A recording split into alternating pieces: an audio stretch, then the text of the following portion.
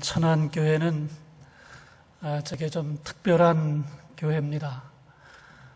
제가 목사 안수를 91년도에 받았는데 바로 이 자리에서 목사 안수를 받았습니다. 저는 충청지방회로 이렇게 천안과 아산이 합쳐지기 전에 충서중앙지방회 소속이었는데 충청지방회로 함께 합해지는 일에 굉장히 여러 가지 상황이 복잡했습니다. 와야 된다는 의견도 있었고 또 오지 않아야 된다는 의견도 있었는데 천안과 아산이 장기적으로 볼 때 같은 한 지방회가 되고 더 나아가서는 천안이 독자적인 지방회가 또 아산이 또 하나의 독자적인 지방회가 될 수 있도록 성결교회가 부흥할 수 있는 게 가장 좋은 일이 되겠다, 그렇게 판단을 해서 같이 천안과 아산이 합쳐지는 지방회 그 구성에 찬성을 했습니다.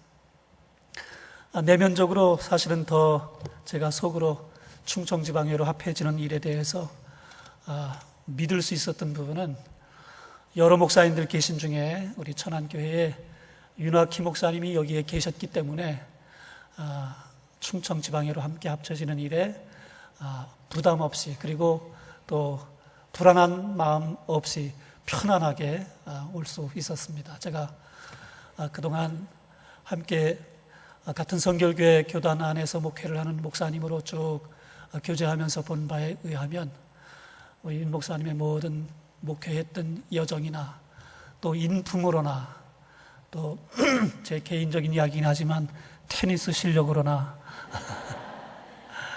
아주 너무 존경스럽고 든든한 목사님이 계시기 때문에 편안한 마음으로 올 수가 있었습니다. 신년 첫 주일이기 때문에 좀 많이 분망한 상황이고 또 천안교회 정도에서 교단 내외적으로 훌륭한 목사님 얼마든지 모셔서 헌신 예배도 할 수 있는 상황인데 저는 소개받은 대로 개척해서 이제 교회를 이루고 가고 있는 와중에 있기 때문에 작은 교회입니다. 교회당 아담하게 짓고 이제 개척해서 조금 독자적으로 일을 할 수 있을 만큼 조금 교회가 구색을 갖추긴 했지만은 작은 교회인데도 불구하고 이렇게 귀한 자리에 불러주셔서 아주 많이 노심초사 고민을 했어요. 어떻게 해야 되나.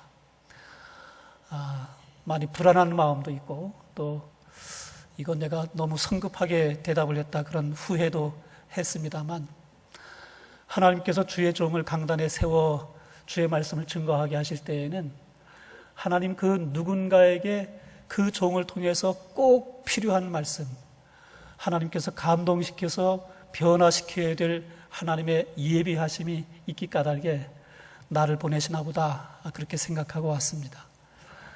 제 믿음대로 됐으면 좋겠어요. 폐가 되지 않기를 바랍니다. 한번 따라해 보겠어요. 항상 기도하는 사람, 항상 기도하는 사람. 오늘 본문 속에 나오는 고넬료라고 하는 인물은 참 특이한 사람입니다.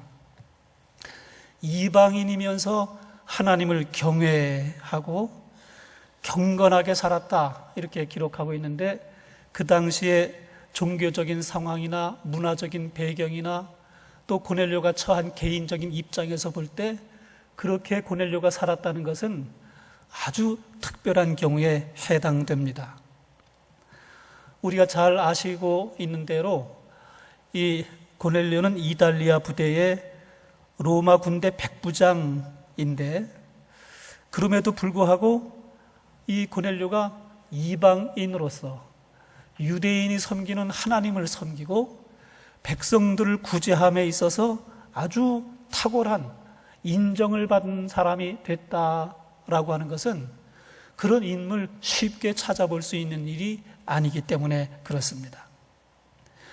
오늘 본문 1절로 2절 말씀을 제가 한번 읽어드리면 가이사랴에 고넬료라 하는 사람이 있으니 이달리아 부대라 하는 군대의 백부장이라 그가 경건하여 온 집으로 더불어 하나님을 경외하며 백성을 많이 구제하고 하나님께 항상 기도하더니 라고 기록하고 있는데, 특별히 맨 끝부분에 가서 항상 기도하더니 이 부분에 주목해 보는 것입니다. 고넬료는 그 이름의 뜻이 뿔이라는 이름의 뜻을 가졌습니다. 거주지는 가이사랴이고 부대의 주둔지였고 부대 이름은 이달리아 부대라는 부대였습니다. 주후 69년에 수리아에 주둔했던 부대의 이름이 이달리아 대였다는 내용이 비문 가운데에서 발견이 됐고, 이 부대가 바로 이 고넬료가 복무하고 있었던 부대였다는 것이 증명이 됐습니다. 계급은 백부장이라는 계급인데, 로마 군대의 백부장은 헤카톤 타르코스, 발음도 참 어려워요. 헤카톤 타르코스라고 하는 계급의 이름인데, 로마 군대의 100명을 한 부대로 하는 대장입니다. 구약 성경 가운데에도 1000부장, 100부장, 50부장, 10부장 이렇게 계급이 있는데, 이 구약에 나오는 1000부장, 100부장 하는 이 사람들은 군사의 지도자이면서 동시에 재판관으로서 쓰임을 받은 사람들이라면, 이 로마 군대의 백부장은 100명 보병 부대의 대장이었습니다.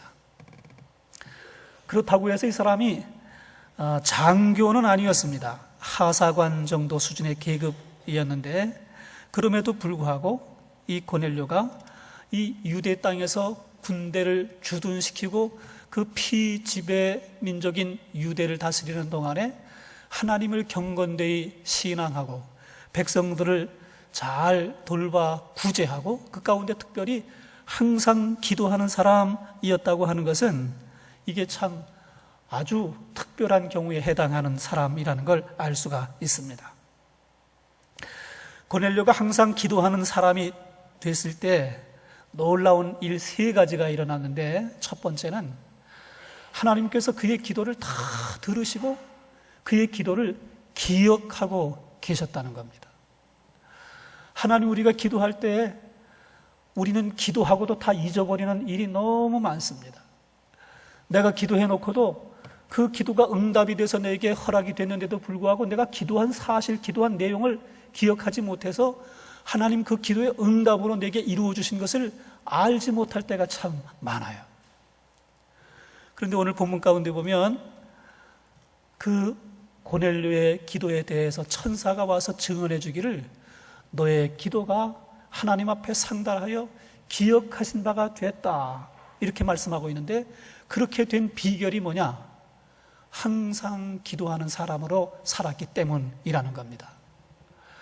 바라기는 우리 천안교회의 직원으로 오늘 임명을 받는 모든 집사님들, 또 권사님들, 장로님들 전체, 또 모든 성도님들이 항상 기도하는 사람이 되고, 그 기도하는 동안에 하나님 앞에 간구한 기도가 하나님 앞에 상달하여 기억한 바 되는 놀라운 일이 일어날 수 있게 되기 주의 이름으로 축복합니다. 아멘. 데살로니가전서 5장 17절 말씀 가운데 보면 쉬지 말고 기도하라 한 말씀이 있습니다. 다시 이 말을 조금 바꿔서 말하면 항상 기도해라, 이렇게 번역할 수도 있는 말씀입니다. 예레미야 29장 12절 이하에 보면, 너희가 내게 부르짖으며 내게 와서 기도하면 내가 너희들의 기도를 들을 것이요, 너희가 온 마음으로 나를 구하면 나를 찾을 것이요 나를 만나리라 하신 말씀이 있고, 예레미야 33장 3절 말씀, 우리가 잘 아는 유명한 말씀, 너는 내게 부르짖으라 내가 내게 응답하겠고 내가 알지 못하는 크고 비밀한 일을 내게 보이리라 말씀하셨습니다. 우리의 항상 드리는 기도, 쉬지 않고 간구하는 모든 기도는 내가 구한 대로 즉각적으로 이루어지지 않을 수 있을지는 몰라도 기도한 그 모든 기도가 하나님 앞에 상달되는 것이고 하나님께서 기억하고 계신 것이고 때가 되면 응답받는 놀라운 일이 일어나게 되는 것입니다. 이것을 인정할 수 있는 저와 여러분의 믿음이 될 수 있기를 주의 이름으로 축복합니다. 아멘. 강원도 둔내에 화동이라는 마을이 있어요. 저는 강원도 사람입니다. 이 강원도 둔내 화동이라는 작은 마을에 나사렛 교단의 한 교회가 있습니다. 그 교회에 손춘분이라는 여집사님이 있습니다. 가난해서 자기가 가지고 있는 재산은 별로 없고 남의 일 도와주면서 사는 사람입니다.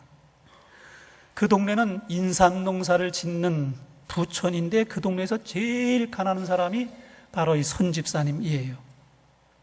새벽 기도도 열심히 나오고 성실한 신앙생활을 하는 이 손집사님이 어느 날 목사님께 신방 요청을 했습니다. 목사님, 인삼밭을 하나 장만했으니 와서 기도해 주세요. 이렇게 요청을 하니까 목사님이 너무 좋았습니다. 야, 손집사가 그렇게 가난했는데 그렇게 새벽기도 열심히 하고 성실히 살고 하더니 하나님 축복하셔서 인삼밭 하나 장만했나 보다, 성실하게 돈 모아서 좀 살 만큼 됐나 보다, 좋은 마음으로 신방을 갔습니다.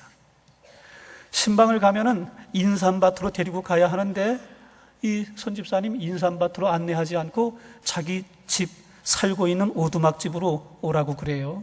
그래서 식사를 집에서 준비하고 밭에 나가서 이제 기도를 하려고 하나 보다 이렇게 생각을 했습니다.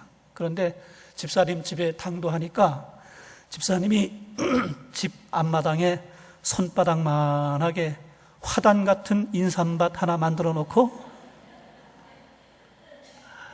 동네 사람들이 인삼밭에다가 심다가 내버린 종삼 몇 뿌리 얻어다가 듬성듬성 심어놓고 화단 규모밖에 안 되는 그걸 인삼밭이라고, 목사님 이거 인삼밭 위에서 축복기도 해주세요, 이렇게 요청한 겁니다. 목사님 보니까 참 어이가 없었지만은 신방하러 간 거니까 찬송 하나 부르고 성경 한 구절 읽고 기도했습니다. 기도 중에 목사님이 이렇게 기도했어요. 하나님, 우리 손집사님 축복해 주셔서 이 인삼밭을 시작으로 우리 동네에서 제일 큰 인삼밭 주인이 되게 해 주십시오. 그렇게 기도했더니 손집사님이 그냥 아멘 아멘 하면서 그 기도에 함께 같이 참여하는데, 목사님 마음속으로 생각하기를 내가 신방 왔고 목사니까 이렇게 기도하긴 하지만 이 손바닥만한 인삼밭에서 뭐에 그런 일이 일어나겠노, 이렇게 목사님 스스로 생각을 했다는 거예요. 그렇게 기도하고 난 이후에 이 목사님은 까맣게 이 일을 잊어버렸습니다. 그런데 이 손집사님은 그때 그 목사님의 기도를 마음에 새겼습니다. 주의 종인 목사님이 이 인삼밭을 통해서 축복해 주시고 우리 동네에서 제일 큰 인삼밭 주인 되게 해 주십시오, 축복해 주셨으니까 그대로 될 줄로 믿습니다, 이렇게 믿은 겁니다. 그래서 집을 들어갈 때나 나갈 때나 그 인삼밭을 바라보면서 하나님, 목사님 기도한 대로 되게 해주세요, 하나님, 목사님 축복해 주신 대로 놀라운 일이 저 인삼밭을 통해서 일어나게 해주세요. 이게 아침에도 하는 기도, 저녁에도 하는 기도, 늘 그걸 볼 때마다 항상 그렇게 기도했습니다. 어느 가을날 이제 이 인삼밭에서 일하러 오라는 동네 사람들의 요청이 없어서 산에 가서 산나물이나 좀 뜯어야 되겠다 생각하고 평소에 일거리가 없을 때 가던 산을 가게 됐습니다. 근데 그날따라 유난히 그 산에 햇볕이 강렬하게 비치는데, 비치는 강렬한 그 햇볕이 나뭇잎 사이로 어떤 때는 그늘이 져서 안 비치고 어떤 때는 나무빛 사이로 그 빛이 비쳐서 프리즘을 통과한 빛처럼 쫙 빛이 가는 그 어느 한 빛이 머무르는 데 가서 눈이 딱 고정되게 됐는데, 거기 보니까 맨날 집 앞에서 보던 똑같은 풀이 거기에 쫙 있는 게 발견이 됐습니다. 무엇이었을까요? 어떻게 아셨어요? 산삼을 본 겁니다. 신받다가 된 거죠. 그 산삼을 캐서 팔았는데 정말로 그 동네에서 제일 큰 인삼밭을 살 수 있는 돈이 됐습니다. 그 집사님 하는 고백이 이겁니다. 나는 목사님이 그 손바닥만한 화단 같은 그 인삼밭을 축복하실 때 목사님이 기도했던 그 기도를 듣는 순간에 내 마음이 뜨거워졌고 이거는 기도한 대로 된다라는 마음에 확신이 생겼고, 그날 이후로 난 단 한 번도 이 기도를 놓친 적이 없었습니다. 이게 손춘근 집사님의 간증입니다. 그런데 목사님의 간증은 좀 그와 달라요. 아까 말씀드린 것처럼 내가 목사고 신방하러 오라고 그랬으니까 내가 왔긴 왔는데 너무 어이없다. 그래도 목사니까 목사는 축복하는 거니까 하나님 이 인삼밭 통해서 제일 큰 인삼밭 하나님 손집사님에게 허락해 주세요. 기도는 했는데 본인은 믿지 않았다는 거예요. 본인은 믿지 않고 기도했지만 그 기도를 듣고 믿었던 손집사님의 항상 하는 기도, 쉬지 않고 하는 그 기도에 하나님께서 놀랍게 응답해 주시게 된 것을 볼 수가 있습니다. 여러분 따라합시다.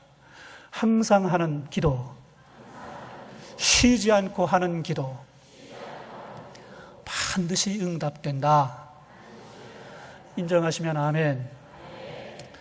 저는 개척하고 난 다음에 만 1년이 지나면서 암 환자가 됐어요. 혈액암의 한 종류인 임파선암이 됐는데, 임파선암은 우리 몸의 머리카락, 손톱, 발톱을 제외하고 몸 전체에 임파선이 있습니다.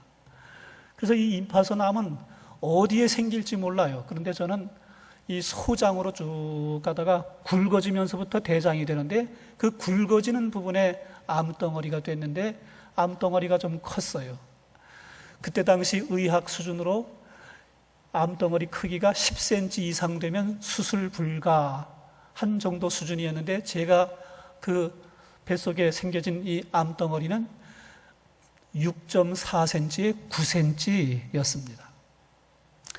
9cm나 뭐 10cm나 뭐 1cm 차이인데 거의 수술 불가 지경까지 오게 된 거죠.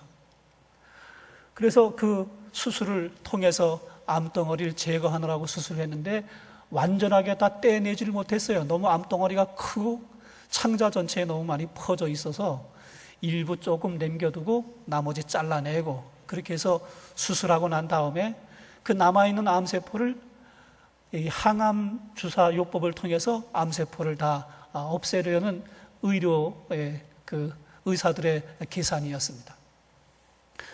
그런데 암세포를 없애기 위해서 그때 당시로는 이 항암 주사가 4가지 종류밖에 없었는데, 4가지 종류 가운데 제일 약한 걸 가지고 3번 맞고 CT 촬영했더니 암세포가 없어진 게 아니라 1.2cm가 더 자랐어요. 없어져야 하는데 더 자란 겁니다. 그래서 할 수 없이 그 4가지 가운데 가장 센 거, 제일 센 거를 항암 주사를 다시 약을 변경해가지고 5번을 더 맞았어요. 8번을 맞은 겁니다. 그때 당시에는 이 암을 항암 주사가 지금처럼 이 부작용을 많이 없앨 수 있는 그런 기술이 덜 발달돼가지고 온몸에 털이란 털은 다 빠지고, 하여튼 뭐 이 손등에 난 솜털 하나 없이 다 그냥 아주 맨숭이가 될 뿐만 아니라 이 냄새를 맡을 수가 없어요. 음식에 밥하는 냄새만 맡아도 토하고, 하여튼 모든 냄새에 얼마나 민감해지는지, 여자분들 아기 임신하면 그 냄새 때문에 괴롭잖아요. 난 그래서 그 아기 엄마들 임신 중에 하는 그 구토에 대해서 아주 충분히 제가 아주 공감하는 그런 경험을 했습니다. 너무 힘들고 너무 고통스럽고 한데 그 5번 맞아 8번을 맞고 난 이후에도 암세포가 없어져야 되는데 또 자랐어요. 그때까지만 해도 제 집사람이 아유, 이 병 뭐 하나님이 개척한 목사를 설마 데려가시긴 하겠어? 하나님 개척하시도록 기회를 주셨으면 넉넉히 이기게 하시고 이 경험 통해서 하나님이 큰 부흥 이루실 수 있는 체험이 되게 하시겠지, 이렇게 믿고 날마다 기도했어요. 집에 있을 때는 새벽 기도, 낮에 있을 때는 항상 성전에 나가서 성경책 펼쳐놓고 성경 읽다가 기도하다가 그렇게 24시간을 살았습니다. 저도 병이 병인지라 기도를 안 할 수가 없더라고요. 그래서 늘 정말 쉬지 않고 하는 그 항상 기도하는 사람으로 그렇게 그 시간을 보냈는데, 이게 암세포가 또 자라고 또 자라고 8번 항암주사 맞고도 이제 더 이상 약이 없는 상황에서 또 자랐다고 그러니까 제 집사람이 병상 침대에 엎드려서 울더라고요. 그때까지는 한 번도 제 앞에서 그렇게 약한 모습을 보인 적이 없어요. 여보, 염려하지 마. 나을 거야. 우리가 기도하잖아. 하나님 우리의 기도를 들으실 거야. 이렇게 저를 격려했는데 그날은 8번 주사를 맞고도 다시 암세포가 자라났다는 그 말을 듣고 집사람이 절망한 겁니다. 그래가지고 거기 엎드려 우는데 그걸 쳐다보는 제 심정이 참 복잡했어요. 제 아내는 그 처가에서 예수 믿는 사람이 언니 한 사람 믿었는데 시집가 버렸고, 어머니가 60년을 불교를 믿는 집안에서 저하고 결혼하는 바람에 목사 사모가 된 사람입니다. 제가 생각해 보니까 내가 만약 죽게 되면 저 사람 어떻게 되려나 생각해 보니까 믿음 지키기가 쉽지 않겠더라고요. 제가 집사람을 불렀어요. 여보, 내가 당신한테 아주 중요한 얘기를 지금 할 텐데 내 말 잘 듣고 내가 하자는 대로 2가지만 약속해 줄 수 있어? 그랬더니 집사람이 내가 죽음 앞에서 유언을 하는 걸로 생각을 하고 눈이 뚱그레져 가지고 저를 쳐다보면서 말씀하라고 저를 보고 그래요. 그래서 제가 이렇게 말했습니다. 여보, 이 병과 싸우다가 내 혹 잘못돼서 당신하고 더 이상 못 사는 일이 생겨지게 될 때에도 하나님은 여전히 살아계시다 하는 이 사실을 의심하지 않을 수 있겠냐, 그렇게 물었어요. 그랬더니 제가 유언을 해서 무슨 이건 이렇게 하고 저건 저렇게 하고 이렇게 해라 이렇게 유언을 할 줄 알았는데 뜻밖의 하나님이 살아계신 것에 대해서 의심하지 말 걸 요청하니까 의아하게 생각했지만 그렇게 하겠다고 고개를 끄덕끄덕 했습니다. 2번째는 내가 혹 이 병과 싸우다 잘못되는 일이 있더라도 하나님 어떻게 이럴 수가 있습니까? 하나님이 계시다면 이럴 수가 없습니다. 불평하거나 원망하거나 그러지 않고 하나님의 뜻이 무엇인지 모르지만 감사합니다. 믿음으로 그렇게 살길 나하고 약속하면 좋겠다. 그랬더니 집사람이 그렇게 하겠다고 하더라고요. 그래서 그 자리에서 그 옆에 6명이 들어있는 6인실 병동이었는데 보거나 말거나 둘이 붙들고 기도했어요. 하나님, 내 아내의 믿음을 지켜주세요. 이 종의 간절한 소원대로 혹 내가 잘못되는 일이 있더라도 내 아내가 하나님 살아계심 의심하지 않고, 내가 혹 잘못되더라도 하나님 앞에 원망하거나 불평하지 않고 이 믿음 지키면서 남은 평생을 살도록 은혜를 주세요. 그렇게 기도했습니다. 그 이후에도 우여곡절을 많이 겪었죠. 방사선 치료 30회를 받고 여러 가지 과정을 겪는 동안에 지속적으로 기도하고 항상 기도를 놓치지 않았더니 오늘에까지 여러분 앞에 이렇게 설교할 수 있는 건강을 하나님 제게 주셨습니다. 여러분, 항상 기도하는 사람들에게는 사람들이 상식적으로 생각할 수 있는 그 이상의 놀라운 신비한 일이 일어나게 되는 겁니다. 여러분과 제가 하나님 앞에 쉬지 않고 기도하여 기도의 헌신을 감당하게 되면 이보다 더 놀라운 귀한 일, 손춘분 집사님에게 있었던 그런 일보다도 더 놀라운 역사, 김 목사에게 있었던 이와 같은 치병의 역사보다도 더 귀한 은혜의 간증들이 여러분의 삶 가운데에서도 놀랍게 경험되게 될 줄로 믿습니다. 아멘. 항상 기도하는 사람들에게 2번째 나타나는 특별한 일이 있는데 오늘 여러분 3절 말씀을 한번 보실 수 있기를 바랍니다. 오늘 함께 읽었던 사도행전 10장 3절 말씀 가운데 보면 하루는 제9시쯤 되어 환상 중에 밝기 봄에 하나님의 사자가 들어와 이르되 고넬료야 했다, 이렇게 기록하고 있는데 그 하나님의 사자를 가리켜 그 이하의 말씀 가운데 보면 천사라고 표현이 되어 있습니다. 주의 사자, 천사라는 존재가 등장하는 거예요. 고넬료가 기도하던 어느 날 환상 중에 하나님의 사자 천사의 방문을 받고 내 기도와 구제가 하나님 앞에 상달되어서 기억하신 바가 됐다는 말과 함께 욥바에 사람을 보내서 베드로라고 하는 시몬을 청하라는 명을 받았습니다. 많은 사람들은 천사의 존재에 대해서 이렇게 생각합니다. 그거 동화책에 나오는 애들 상상력 키워주기 위한 허구의 가상 존재지, 이렇게 생각하는 사람들이 많습니다. 그러나 여러분, 천사는 분명히 존재합니다. 히브리서 1장 14절의 말씀을 보면 모든 천사들은 부리는 영으로서 구원 얻을 후사들을 섬기라고 보내심이 아니뇨라고 기록하고 있고, 히브리서 13장 2절 말씀에도 보면 손님 대접하기를 잊지 말라, 이로써 부지 중에 천사들을 대접한 이들이 있었느니라 라고 기록하고 있습니다. 이외에도 천사에 관해서 성경에 얼마나 여러 번 많은 기록이 있습니까? 사도행전 12장을 보면 헤롯 왕이 교회 지도자 중 몇 사람을 죽이려고 하는 중에 요한의 형제 야고보가 잡혀서 칼에 의해 죽임을 당하는 사건이 일어납니다. 핍박하던 유대인들이 야고보의 죽음을 보고 기뻐하니까, 이 유대인들을 기뻐하게 하려면 베드로를 잡아다가 죽이면 더 기뻐하겠구나, 이렇게 생각을 하고 베드로를 잡아서 옥에다 가둡니다. 헤롯 왕이 유대인의 환심을 사기 위해서 유월절이 지나고 난 다음에 사람들 앞에서 베드로를 죽이려는 계획을 세우고 드디어 그 전날 밤이 됐습니다. 얼마나 철저하게 감시를 했는지 군사 4사람을 4패로 나누어서 감옥을 지켰습니다. 상황이 이렇게 되니까 초대교회 신자들이 하나님 앞에 모여서 기도합니다. 사도행전 12장 5절과 6절 말씀을 제가 읽어드리면, 이에 베드로는 옥에 갇혔고 교회는 그를 위하여 간절히 하나님께 기도하더라. 헤롯이 잡아내려고 하는 그 전날 밤에 베드로가 두 군인 틈에서 두 쇠사슬에 매여 누워 자는데 파수꾼들이 문 밖에서 옥을 지키더라 그랬습니다.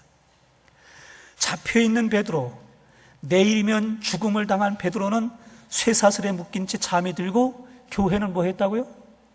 기도했다고요. 함께 모여서 교회는 기도하고 베드로는 자고. 참 베드로가 담력이 세요. 베드로는 기도하고 교회는 자고, 이게 정상인데 거꾸로 베드로는 자고 교회는 기도하고. 하나님께서 그 기도를 들으시고 천사를 보내십니다. 7절로 8절 말씀을 보면, 호련히 주의 사자가 나타나매 옥중에 광채가 빛나며 또 옆구리에 베드로의 옆구리를 쳐 깨워 이르되 급히 일어나라 하니 쇠사슬이 그 손에서 벗어지더라. 천사가 이르되 띠를 띠고 신을 신으라 하거늘 베드로가 그대로 하니 천사가 또 이르되 겉옷을 입고 따라오라 한대. 천사가 베드로에게 띠를 띠고 신을 들어라, 겉옷을 입고 나를 따라와라, 이렇게 한 겁니다. 베드로가 나와서 천사를 따라가는데 9절로 12절 말씀 가운데 보면 베드로조차도 천사의 하는 것이 생시인 줄 알지 못하고 환상을 보는가 했다 그랬습니다. 첫째 파수, 둘째 파수 지나서 시내로 통한 쇠문에 이르게 됐을 때 문이 저절로 열렸고 나와서 한 거리를 지나갔더니 천사가 떠나갔습니다. 그리고 베드로가 정신이 들어서 내가 이제야 주께서 그의 천사를 보내서 나를 헤롯의 손과 유대 백성의 모든 기대에서 벗어나게 하신 줄 알겠노라, 이렇게 깨닫고 마가라고 하는 요한의 어머니 마리아의 집에 갔더니 거기에 초대교회 신자들이 함께 모여서 기도하고 있었다는 겁니다. 그런데 이 사람들은 자신들이 베드로를 구해주세요, 헤롯의 손에서 베드로를 구해주세요, 그렇게 기도하면서도 베드로가 나와서 문을 두드리게 될 때 베드로의 소리라고 하니까 뭐라 그래요? 아니라고, 베드로가 올 리가 없다고, 혹 베드로가 죽어서 그의 영이 왔나 보라고, 이렇게 말하고 있는 것을 볼 수가 있습니다. 고넬료가 항상 기도하는 사람으로 살 때 주의 사자 천사를 보냈던 것처럼 베드로가 옥에 갇혀서 죽는 그런 위험한 상황이 됐을 때 초대교회가 모여서 함께 밤새워 기도하게 됐을 때 천사를 보내서 베드로를 기적적인 방법으로 구원해 냈던 것처럼 지금 이 시대에도 우리가 쉬지 않고 기도하고 항상 기도하면 하나님은 저와 여러분을 포함한 모든 구원받는 후사들을 섬기고 돕게 하기 위하여 천사들을 보내주시는 줄로 믿습니다. 아멘. 제가 섬기는 아산천호교회는 이름이 길지요? 아산천호교회. 그랬더니 어떤 장로님이 저를 보고, 아이고 목사님 교회 이름이 너무 깁니다. 아산교회 그러든지 천호교회 그러든지 아산 천호교회 이게 뭡니까? 저보고 그래서 그렇게 이름을 진 데는 내력이 있습니다. 우리 교회는 서울에 있는 천호동 교회가 50주년 기념으로 우리 지역에 땅 300평 사고 교회당 60평 지어서 개척하면서 교회 이름을 제가 부임하기도 전에 벌써 아산 천호 교회 이렇게 다 이름을 지어놓고 저를 개척자로 이렇게 보내주셨기 때문에 이름이 이렇게 길게 됐습니다. 그랬습니다. 저는 당시에 서울에 있는 어느 교회의 부목사였는데 이 개척하는 일을 천호동 교회 부목사님들 중에 누가 가야 되는데 거기는 너무 시골이고 거기 가야 개척해봐야 쇠 빠지게 고생만 하지 교회가 교회 될 만큼 그런 환경적 그런 조건이 안 돼 있으니까 우리는 안 가겠다 이렇게 다 결의를 한 거예요. 그래서 개척자를 모집하는 중에 제가 손 들고 나섰는데 저를 뽑아 주셨습니다. 와서 보니까 땅 300평 가지고는 뭐 그때 당시로는 개척이니까 우리 가족들 말고는 신자가 없었어요. 그러니까 뭐 그냥 그만해도 되는데 장기적으로 보면 그 지역이 변화되게 되고 그 지역이 도시화가 되게 되면 300평 정도 땅은 좀 작더라고요, 제 마음에. 그래서 그 옆에 있는 땅 350평을 향해서 가르치면서 집사람하고 둘이 기도하기 시작했습니다. 하나님, 우리 교회의 미래를 위해서 이 교회에 붙어 있는 땅 350평을 우리에게 허락해 주십시오. 그렇게 기도하기를 시작했어요. 그렇게 기도하던 어느 해에 한 2년쯤 기도했는데 서울의 천호동교회 장로님들이 우리 교회를 방문했어요. 그래서 제가 장로님들 보고 장로님, 제가 이 옆에 있는 땅 350평을 지금 우리 교회가 확보할 수 있기 위해서 제가 기도하고 있습니다. 그랬더니 그 장로님 하시는 말씀이 요새 예배에 얼마나 모이는데요? 한 60명 정도 모이죠. 그러면 60평 예배당에 60명 들어가면 어느 정도나 찹니까? 한 절반은 찹니다. 그러면 뭐 아직도 절반 더 차야 되는데 뭘 그걸 미리부터 기도하느라고 그러냐고 저를 보고 그러셔요. 그래도 제 마음에 지금은 그렇지만 이걸 위해서 미리부터 기도하고 준비하지 않으면 안 되겠다는 감동이 있습니다. 장로님 헌금해달라는 거 아니니까 기도는 좀 해주세요. 그랬더니 그 장로님이 하늘을 쳐다보면서 허허허허 이렇게 웃으시더라고요. 제가 그 웃는 장로님의 얼굴을 보면서 이 장로님이 기도해 주겠다고 하는 좋은 마음으로 웃는 게 아니라 이 개척하는 젊은 목사가 너무 철딱서니 없이 그냥 배포만 커가지고 너무 크게 기도한다 이렇게 생각한다고 하는 느낌을 받았습니다. 느낌입니다. 느낌. 그렇게 기도하기를 시작했는데 어떤 청년이 목사님 우리 기도만 하지 말고 헌금을 하면 좋겠어요. 그래서 헌금을 하면 좋지만은 청년들이고 이런 건 헌금하자 그러면은 헌금 부담스러워서 교회 떠나는 사람 생겨서 그런 건 하면 안 돼. 그랬더니 목사님 염려하지 마세요. 하자고 하지 않고 그냥 저는 한 평값 60만 원 제가 헌금하겠습니다. 그랬더니 그 옆에 있던 그 처녀 집사가 하나가 아니야, 내가 마음에 벌써 정했고 첫 번째 드리는 헌금은 내가 할게. 그러면서 둘이 서로 먼저 하겠다고. 내가 먼저 말했으니까 내가 먼저 헌금한다. 아니라고 언니 목사님한테 말한 건 내가 먼저 했으니까 내가 먼저 헌금할게. 그렇게 둘이 서로 싸워가면서 헌금을 했는데 그 이후에 그 헌금이 6천만 원, 교회가 여축한 돈이 한 8천만 원쯤 이렇게 모아지게 되는 상황이 됐어요. 3년을 우리가 그렇게 기도했습니다. 그랬더니 그 3년째 되는 날 어느 날 제가 이렇게 교회에 있는데 옷을 좀 허름하게 입으신 분이 교회를 찾아와가지고 목사님을 찾아요. 그래서 제가 목사라고 그랬더니 그분 하는 말이 목사님 이 교회 옆에 있는 땅이 혹시 교회 땅입니까? 그래서 아니라고. 교회 땅은 아니고 우리가 그 땅을 지금 교회에서 매입하려고 지금 기도하고 있는 중에 있다고.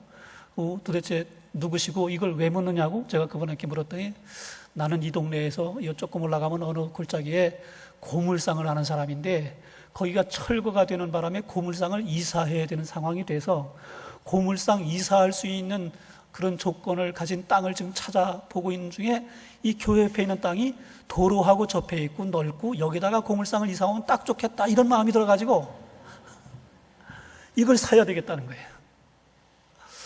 그래서 제가 마음속에 생각해보니까 큰일 났습니다. 이 교회당 옆에다가 폐지며 파철이며 냄새나는, 그게 뭐 나쁜 건 아니지만 하여간에 그게 미관상 좋지 않고 냄새나고 복잡한 게 교회당 옆에 갖다 잔뜩 치싸 놓으면 교회가 안 될 것 같아요. 마음에 뜨거운, 빨리 이걸 서두르지 않으면 안 되겠구나, 그런 조급한 마음이 생겨서 주인한테 전화했더니 그 주인 하는 말이, 목사님, 내가 평소에도 이 땅은 교회가 사야 돼, 그런 마음을 늘 갖고 있었더라고. 교회 다 팔겠다고. 그래가지고 대뜸 계약하고 그 땅을 샀어요. 사고 난 뒤 일주일 뒤에 아산시에 우리 교회를 주변으로 한 그 신도시를 만들고, 천안 아산역, KTX 천안 아산역 있는 그 지역 전체가 그 신도시가 된다고 하는 뉴스가 KBS, MBC, SBS에서 떴어요. 땅값이 요동을 쳤어요. 우리가 70만 원에 계약했는데 한 달 지나지 않아서 100만 원 되더라고요.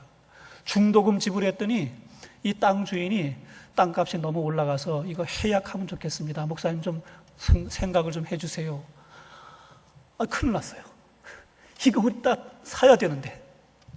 그래가지고 큰일 났다, 이거 어떻게 하면 좋겠나, 그렇게 염려하고 있는 중에 그 땅을 수원 사람하고 우리 동네에 있는 어떤 사람하고 또 한 사람하고 세 사람이 공동으로 땅을 사가지고, 그게 농지라 우리 동네에 있는 그 주민의 이름을 차명해가지고 등기를 해놨는데, 그 차명해서 이름을 빌려준 분이 그 진행되는 동안에 돌아가셨어요. 그러니까 그 자손들이 이건 아버지 이름으로 되어 있던 땅이고 내가 상속으로 물려받을 우리 땅입니다, 이렇게 주장하면 이 땅 그 사람이 뺏기게 된 상황이 된 거예요.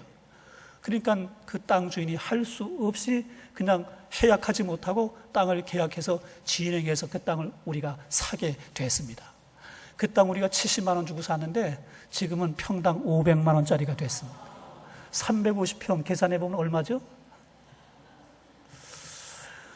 나는 이 일이 하나님께서 천사를 보내서 우리의 마음을 격동시키고 그 땅을 살 수밖에 없도록 역사하신 하나님의 인도하심이었다고 믿습니다. 비록 그 고물상 아저씨가 허름한 옷을 입고 남루하게 행색이 그렇게 해서 저를 찾아왔지만은 하나님이 그 속에 천사로 제게 보내셔서 하나님의 뜻을 내게 밝혀주셨기 때문에 그와 같은 응답을 받을 수 있었다, 이렇게 믿는 것입니다. 여러분, 우리가 기도하면 하나님은 천사를 동원하십니다. 믿으시면 아멘. 아멘. 오늘 마지막 세 번째 교훈입니다. 세 번째 교훈은 사도행전 10장 하반부에 있는 말씀인데, 베드로가 고넬료 집을 찾아갑니다. 그런데 여러분, 고넬료는 로마인이고 베드로는 유대인입니다. 유대인인 베드로가 고넬료의 집에 찾아간다는 건 있을 수 없는 일입니다. 당시의 문화적인 관습으로나 종교적인 상황으로 볼 때. 근데 베드로가 그 집을 찾아갈 수밖에 없도록 그 전에 천사들을 통해서 이미 말씀도 하셨고, 환상 중에 먹지 않는, 유대인으로서는 먹지 않는 음식을 잡아먹으라 이렇게 환상 중에 보여주신 일이 있었습니다. 그 모든 예비하심 끝에 고넬료가 보낸 심부름꾼들을 만났기 때문에 하나님의 인도하심이 있을 줄로 믿고 베드로가 이 고넬료 집을 찾아간 겁니다. 이거는 파격 중에 파격입니다. 베드로의 그 유대인으로서의 종교적인 생각으로 볼 때에는 도무지 있을 수 없는 일이 일어나게 된 겁니다. 그래서 고넬료가 살고 있는 그 집에 가서 고넬료를 만나고 베드로가 대화해 보니까 이 사람이 이방인임에도 불구하고 하나님이 그 영혼을 이미 예비시켜 놓고 있었다는 것을 알게 됐습니다. 그래서 그 자리에서 바로 복음을 지시하고 세례를 줍니다. 그래서 이방인으로서 최초로 세례를 받은 사람이 누가 됐어요? 고넬료가 된 겁니다.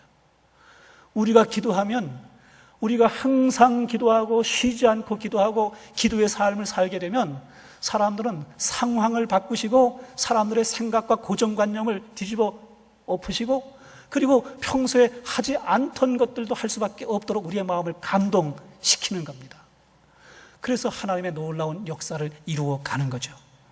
여러분과 제가 이런 일의 주인공으로 쓰임받게 되기를 주의 이름으로 축복합니다. 아멘. 제주도는 민간신앙 성행하고 우상만이 섬기는 곳입니다.